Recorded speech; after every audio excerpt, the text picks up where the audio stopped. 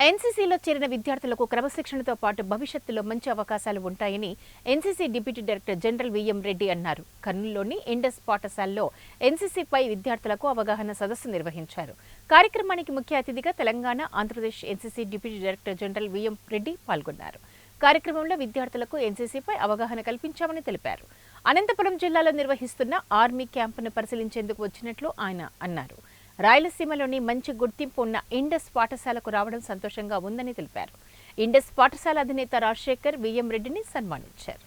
అదో కారణం కాకుండా ఇంకోటి మనం ఆల్ ఇండియా థల్ సైనిక్ క్యాంప్ అనేది ఆర్మీ క్యాంప్ అనేది అనంతపూర్లో నడుస్తుంది. ఆ క్యాంప్కి సెలెక్షన్ అయిపోయింది cadets. దాని ట్రైనింగ్ క్యాంప్ నడుస్తుంది ఇక్కడ అనంతపూర్లో. అది కూడా రివ్యూ చేయడానికి ఎలా నడుస్తుంది, ఎలా ఉంది, ఏమేమి రిక్వైర్మెంట్స్ ఉన్నాయి అక్కడ, ఆ సెలెక్షన్ ప్రాసెస్ ఎలా చేయాలి, కరెక్ట్గా నడుస్తుందా లేదా కూడా చూద్దామని వచ్చాను.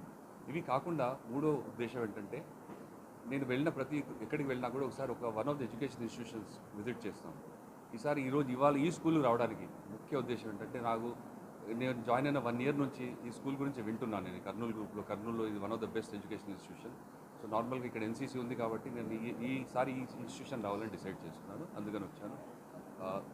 వచ్చి ఊరికే స్కూల్ వచ్చి చూడడం కాకుండా